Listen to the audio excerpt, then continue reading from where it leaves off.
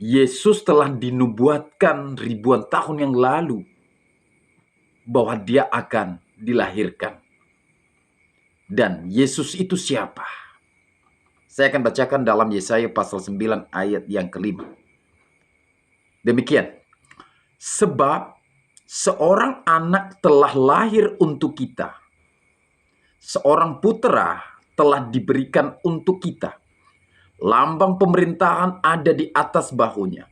Dan namanya disebutkan orang, Penasehat ajaib, Allah yang perkasa, Bapa yang kekal, Raja damai. Ini belum lahir ini, tapi sudah dinubuatkan bahwa Yesus akan lahir. Allah akan turun ke dunia dan mengambil rupa sebagai manusia. Dia dilahirkan melalui Maria. Ini bukan hubungan antara laki-laki dan perempuan. Dia lahir, bukan. Tapi ini adalah pemberian Allah yang dikandung dalam Roh Kudus. Jadi sekali lagi, jangan ragu bahwa yang turun itu, yang mengambil rupa sebagai manusia adalah Allah itu sendiri. Sekali lagi saya bacakan. Dalam Yesaya pasal 9 ayat yang kelima. Perhatikan dan dengarkan ayat ini dengan baik-baik.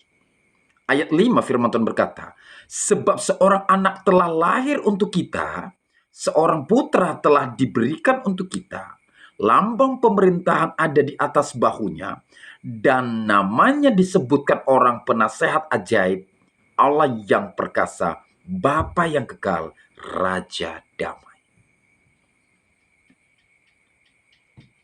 Jadi pertanyaannya, mengapa ya kalau dia Allah, mengapa serendah itu dia turun ke dunia dan dia dilahirkan? Itu kan pertanyaan hari-hari ini. Sekarang pertanyaan juga, Allah itu boleh nggak melakukan apa saja? Karena dia adalah Allah yang berkuasa. Dia turun ke dunia, dia balik ke sorga, dia mau jadi apa? Dia bisa. Dia Allah itu yang berkuasa. Jadi sekali lagi, jangan ragu.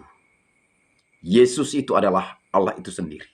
Saya akan bacakan di dalam Yohanes pasal yang ke-14. Yohanes pasal 14 ayat yang ke-7 sampai ayat 8 dan 9. Saya akan bacakan.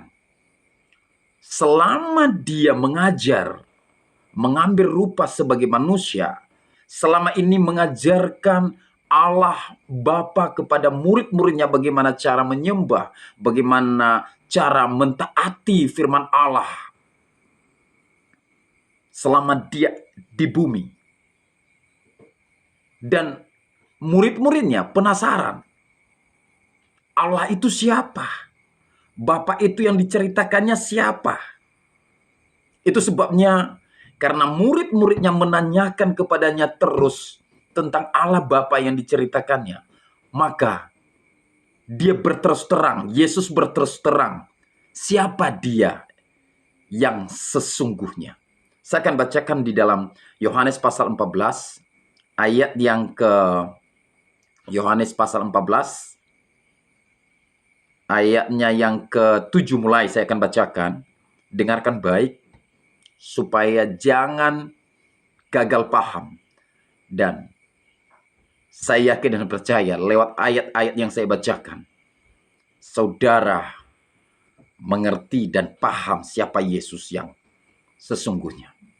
Yohanes pasal 14 ayat yang ke-7, murid-muridnya bertanya kepadanya. Ayat 7. Ayat 8 saya bacakan ayat yang ke-8. Kata Filipus kepadanya, Tuhan, tunjukkanlah Bapa itu kepada kami. Itu sudah cukup bagi kami. Tunjukkanlah Bapa itu kepada kami. Karena Yesus yang selama ini mengambil rupa sebagai manusia yang ada di bumi, yang turun di bumi.